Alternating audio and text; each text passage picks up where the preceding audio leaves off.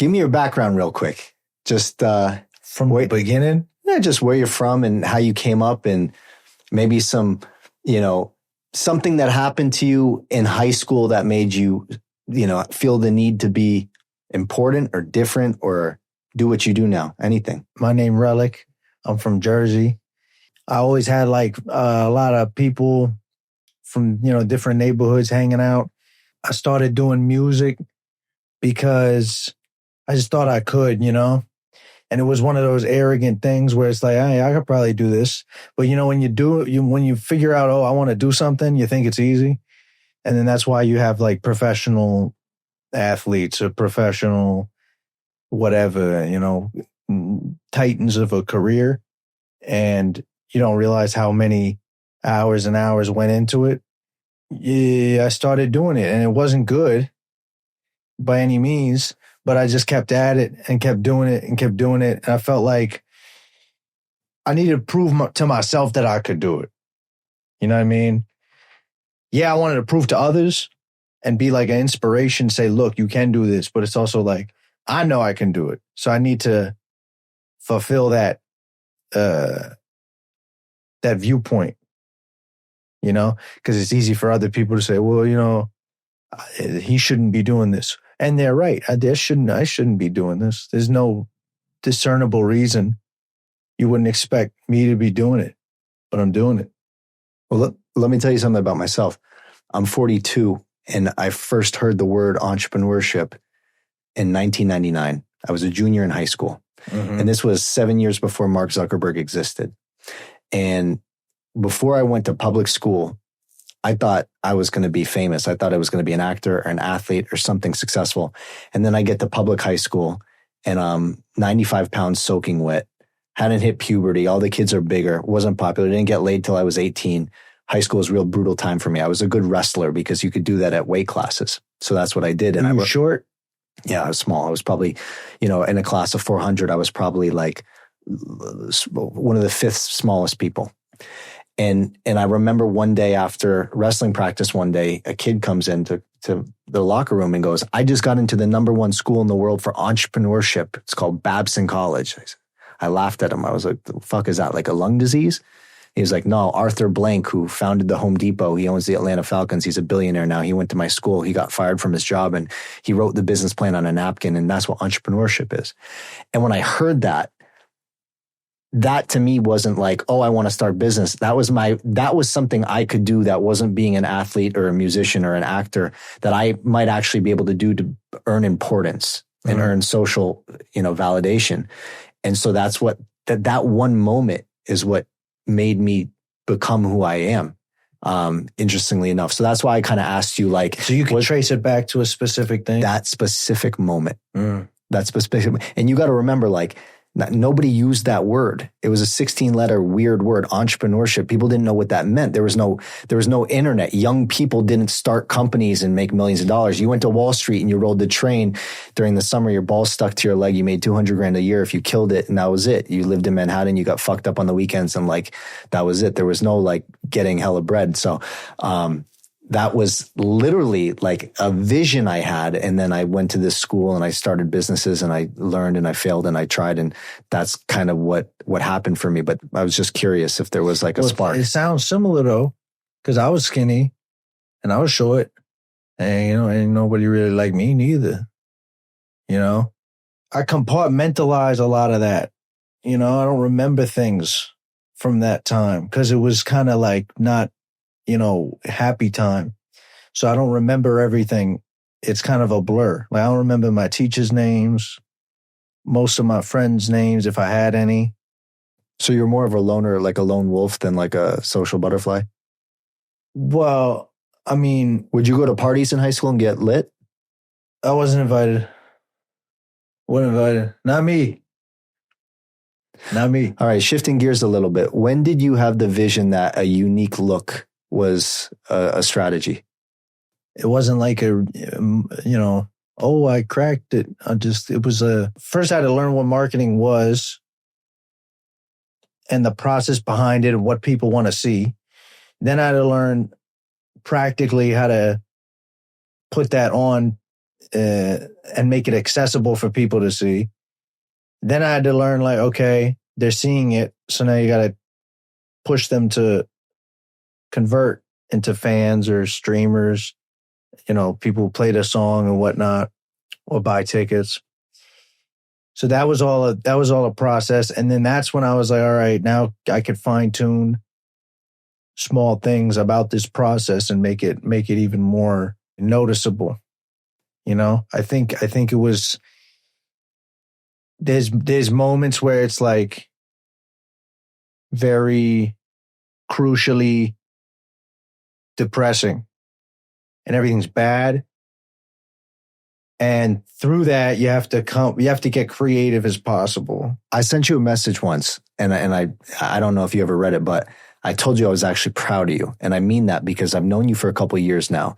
And there's a Steve Jobs quote, something like, first people ignore you, then they laugh at you, then they fight you, and then you win. And you first came over here before My Lord went viral. Yeah. And you had the hair, and you weren't viral yet, but you had a vision. And I remember you were in the studio, the house was still coming together. And then I remember blinking, My Lord blows up. All of a sudden, you're a household thing. Everybody knows the dance. Everybody knows the song. And now you're just a fucking genius. But I remember when you first came through here and people were like, is this guy trolling? What's he doing? And brother, I'm proud of that shit because you had a vision, and I've started a couple of companies, and I remember at the beginning, before they take off, nobody listens to you. Everyone thinks you're fucking stupid. Then all of a sudden you can pay the bills and you can take care of people. Yeah. And then, but they forget that too. And you're no longer the smartest guy in the room anymore. So, but anyway. It means a lot though. I appreciate that. You could be a normal kind of mediocre type guy, but you could always just really get creative and learn and figure out ways to get ahead. But no one's going to hand it to you, and no one's going to be like, oh, this is the way. But it's going to be all the more fulfilling when, you're the person who is at the forefront of your own mind and your own creativity. What do you think the line is between being viral and being taken seriously? And like, do you think about that, or you just do whatever? I think the line is drawn in the person's mind.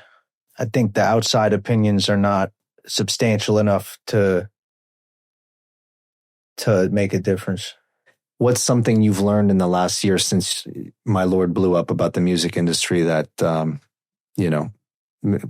just a hard truth that you learned? They only care if you're doing it for them. If you're doing it for you, that's a problem. Now, everybody wants to do it for themselves and make sure like, oh, I want to be good and I want my family to be good. But that doesn't help them. The umbrella that's covering everybody, that doesn't help them. So in order to help them, you have to give up a lot more than the average person would want to. And you have to really have discernment about, okay, well, what can I make sure to keep for myself? You know what I'm saying? And make sure I'm straight. Because y'all didn't think of this. You couldn't have. I had people offering me jobs at their label. Come do marketing for us. And I'm a full-time artist. I could probably do it. You know what I mean? I could market their artists better than they can. You know what I mean? Before or after My Lord blew up? Well, after. Really? Yeah. So after you had this viral hit, which I think is not, it's a perfect storm. You had the look. Was just beginning. That is a perfect fucking storm. And, Tens, I'm excited to see your music, man. I love your fucking music. Yeah. I got to play some stuff. Yeah.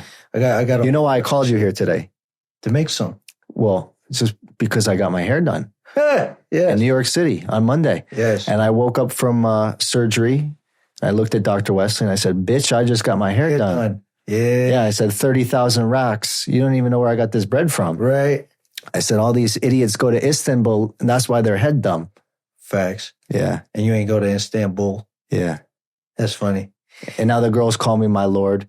I'm 42, but he got me looking 24. You don't look 42. I'll say that. You don't look 42. Unfortunately, I'm out of verses, so I'm going to be out the door.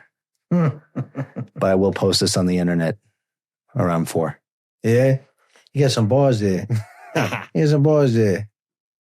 I had to learn how to rap, too. That's another thing. Like, a lot of people, they got that talent. I had to learn that shit. You know what I mean? But anything can be learned. You could probably learn how to do that.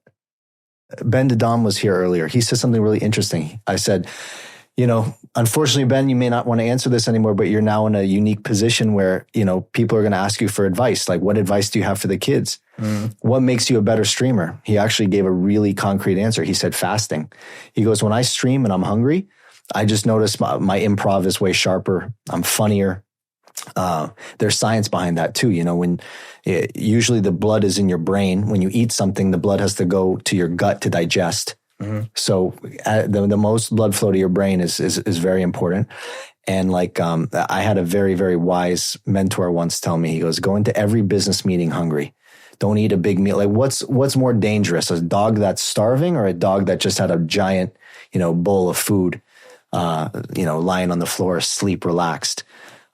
Anything that you do before a studio session where you notice that your A game's there? Is there any advice you have for people who are now looking up to you and saying like, hey, what's one thing you can give me of value in my life to carry on with?